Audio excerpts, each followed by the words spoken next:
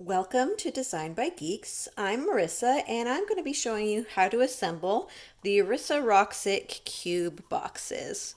So these come in several different versions. Some have a short lid like this one, and others might have a taller lid like this box.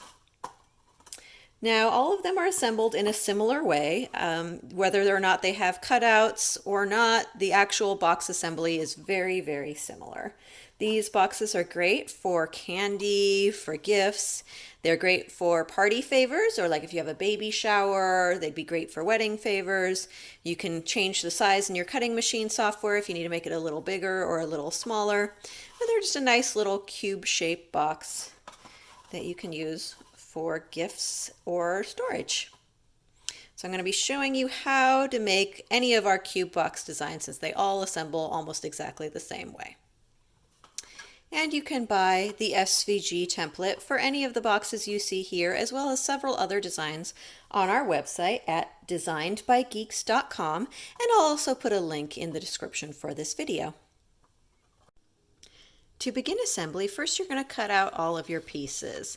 There's going to be a box piece and a lid piece. And if yours is a plain box without any cutout designs, it will just be these two pieces. However, if you do have a cutout design in the top, like this one has, there's also going to be a third piece, which is your lid insert piece. You can use the same paper for the lid and for the box if you want, but I think it's also cute to use a contrasting color or pattern. And then if you do have a cutout in the lid, I do recommend that the insert piece be out of a different paper so that the cutout design shows up better. So what I like to do is I like to pre-fold all of my pieces along the score lines before I add any glue. I feel like that just helps when I'm assembling it to kind of come together a little bit more easily if it's pre-folded.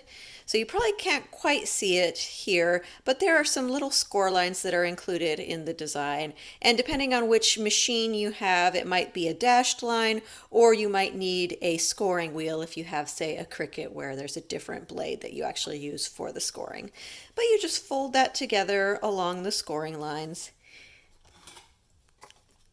You just bend where all the little lines are. I actually like to use a scoring tool. I believe this is called a bone folder. That just helps kind of get the creases nice and crisp. Not required, but it also kind of saves your nails a little bit in your hands, especially if you're doing a lot of these or if you do a lot of paper folding.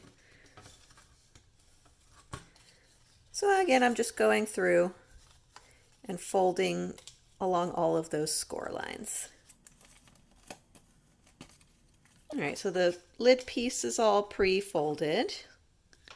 I'm going to do the same with the box piece.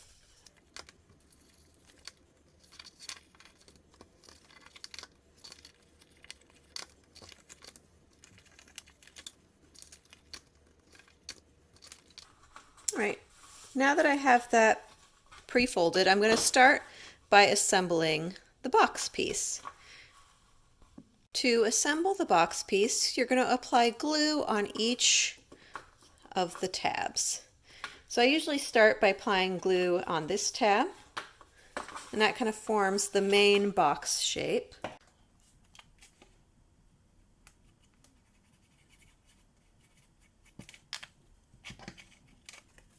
And then you just wrap it around so that it meets with that fold line. And you can press it firmly in place until the glue is set. Then we're going to repeat the same process with the 3 tabs for the bottom of the box.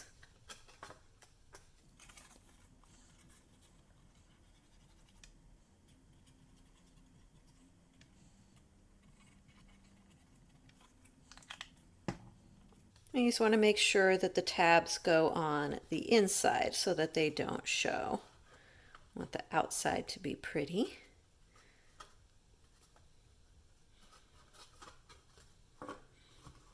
And we'll just press those against the inside until the glue kind of takes hold, and that's usually pretty fast if you're just using regular cardstock. Other kinds of paper like glitter paper might take a little bit longer for the glue to hold. All right, so there's the bottom of our box. We're going to go ahead and set that aside because now we're going to do our lid piece. And for the lid, it's a very similar process. You're going to take the little angled tabs and place glue along each of those.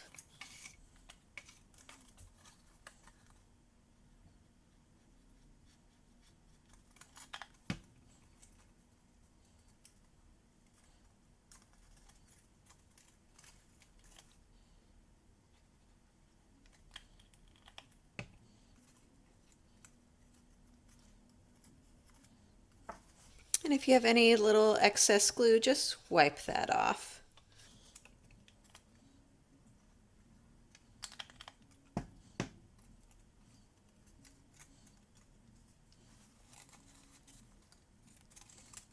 We're on our last little tab.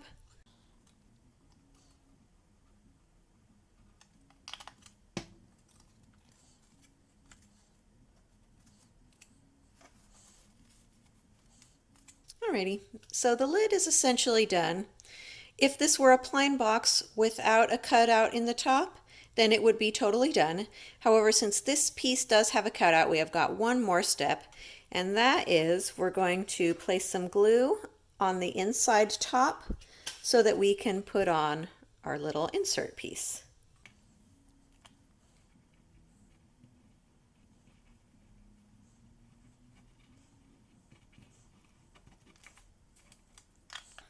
So we've got glue on the inside top of the lid. We can just slip our little insert piece down in there. And the insert piece is just ever so slightly smaller than the inside so that it doesn't interfere with the folding of the lid. And glue that down. And there you have it. We've got our completed lid. Now you'll notice that there's no little insert for the sides when there's cutouts on the side of the lid, and that's because the actual box is going to be the background for those. So we would just fill up our little box with whatever we want to put inside, candy or gifts or whatever you want. And then you just slip the lid on top. And as you can see, the box color is what makes up the background if there are any side cutouts in the lid. And there you have it. I hope that was helpful. Thank you so much for watching, and we'll see you next time.